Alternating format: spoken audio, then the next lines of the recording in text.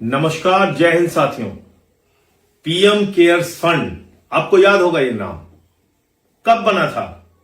Corona के समय में, जब देश में महामारी थी। प्रधानमंत्री जी ने अपील की देश के लोगों से, बड़ी बड़ी कंपनियों से, पब्लिक सेक्टर कंपनियों से, और अपील करके कहा कोरोना में जो लोग पीड़ित हैं हमें उनकी मदद करनी है।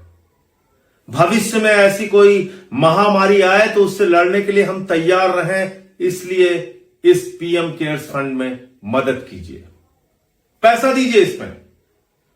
और इस देश के लोगों ने दिल खोलकर पीएम केयर्स फंड में दान किया।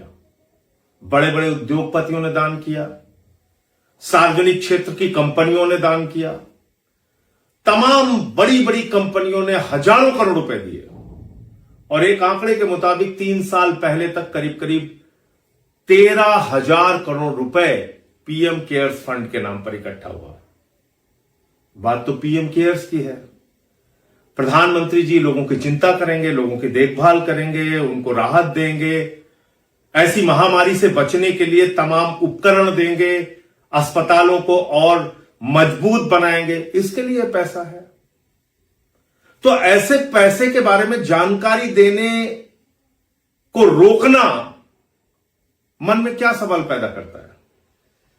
अगर आपने लोगों के इलाज के लिए एक फंड इकट्ठा किया है, अस्पतालों को मजबूत करने के लिए एक फंड इकट्ठा किया है, महामारी से लड़ने के लिए एक फंड इकट्ठा किया है, पीएम केयर्स फंड, जिसमें हजारों करोड़ रुपए आपने इकट्ठा किया है, और मान लीजिए उस पैसे से आप लोगों ने, प्रधानमंत्री नरेंद्र मोदी जी ने बहुत सारे लोगों को दान दिया, बहुत सारे लोगों की मदद की, अस्पतालों की मदद की, तो इसकी जानकारी सार्वजनिक करने में दिक्कत क्या है? क्या ये छोटी सी बात आप लोगों को समझ में नहीं आ रही है? इसका मतलब पीएम केयर्स फंड का इस्तेमाल गलत ढंग से किया गया है, इसीलिए जानकारी छिपाई जा रही है।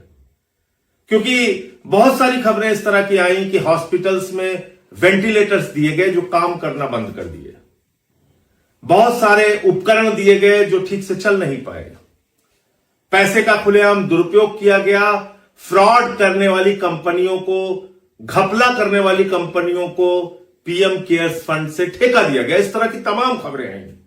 उसको छिपाना है, उस पैसे की घपलेबाजी को छिपाना है।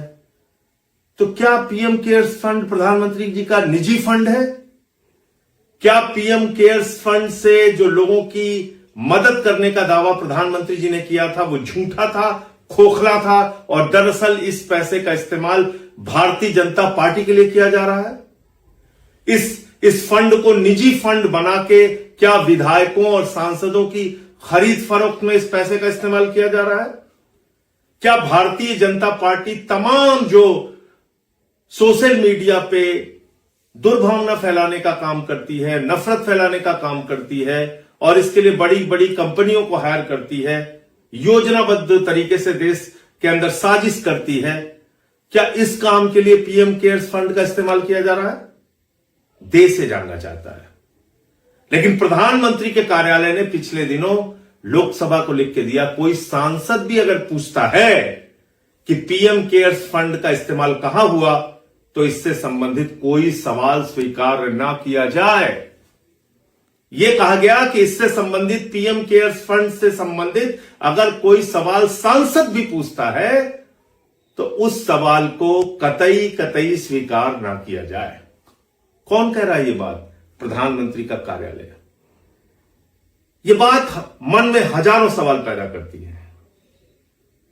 लेकिन आपने क्या किसी गोदी मीडिया पर इस पर बहस देखी? किसी विपक्षी पार्टी ने अगर 50 करोड़ रुपए भी इकट्ठा किए होते और उसकी जानकारी सार्वजनिक करने से मना कर देती वो पार्टी, तो आज देश का मीडिया, गोदी मीडिया हल्ला मचा रहा होता।